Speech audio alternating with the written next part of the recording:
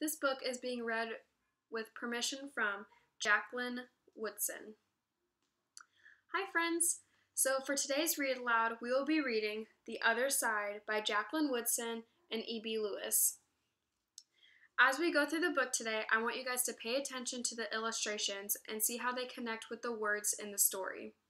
I want you guys to really pay close attention to the small details that they have in the illustrations and think about what some of them might mean. So let's begin. That summer, the fence that stretched through our town seemed bigger. We lived in a yellow house on one side of it. White people lived on the other. Mama said, "Don't climb that fence when you play." She said it wasn't safe. I wonder why it wasn't safe. That summer, there was a girl who wore a pink sweater. Each morning, she climbed up on the fence and stared at our side. Sometimes I stared back. She never sat on the fence with anybody. That girl didn't. You guys see the girl in the back? Here.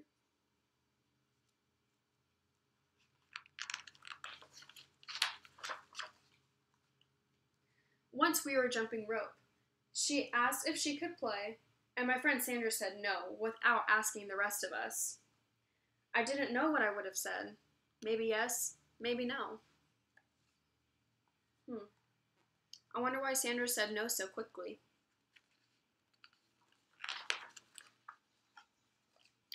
That summer, everyone and everything on the other side of that fence seemed far away. When I asked my mama why, she said, "Because that's the way things have always been." Sometimes, when me and Mama went into town, I saw that girl with her mama. She looked sad sometimes, that girl did. "Don't stare," Mama said. "It's not polite." I wonder why she looked sad.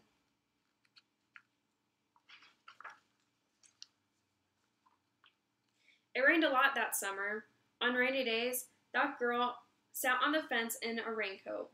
She let herself get all wet and acted like she didn't even care.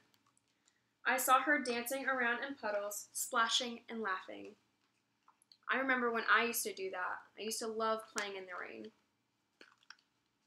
Mama wouldn't let me go out in the rain. "That's why I bought you rainy day toys," Mama said. "You stay inside here, where it's warm and safe and dry." But every time it rained, I looked for that girl, and I always found her, somewhere near the fence. She does have a lot of toys to play inside. Someplace in the middle of the summer, the rain stopped. I walked outside, the grass was damp, and the sun was already high up in the sky. And I stood there with my hands up in the air. I felt brave that day. I felt free. Maybe she felt free because she got to be outside again, because she had to stay inside during the rainy days. I got close to the fence. That girl asked for my name. "Clover," I said. "My name is Annie," she said. "Annie Paul." "I live over yonder," she said.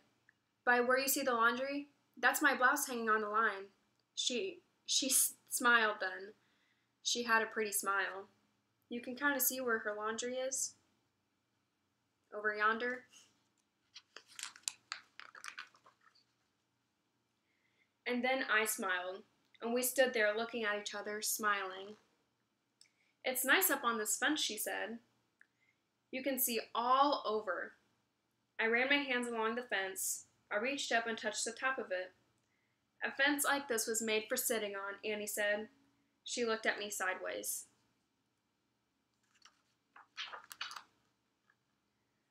"Mama says I shouldn't go on the other side of the fence," I said. My mama said the same thing, but she never said anything about sitting on it. "Neither did mine," I said. I wonder why they weren't allowed to go on the other side of the fence, and why their mama said that.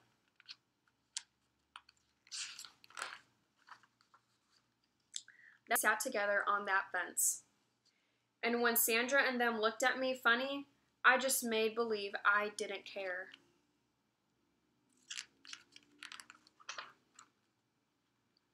Some mornings, my mama watched us.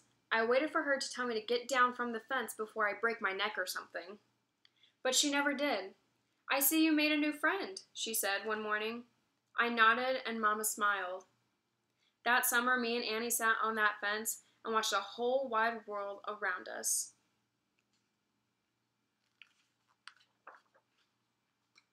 One day, Sandra and them were jumping rope near the fence, and we asked if we could play. "I don't care," said Sandra. And then we jumped. Sandra and me were partners, the way we used to be. I wonder what changed Sandra's mind, because I remember at the beginning of the book she said no. When we were too tired to jump anymore, we sat up on the fence, all of us, in one long line.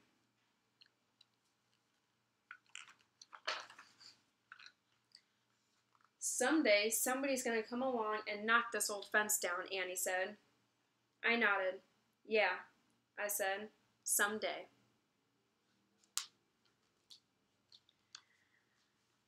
And now I want you guys to make comments, and I want you guys to think about what you think the fence means in the story.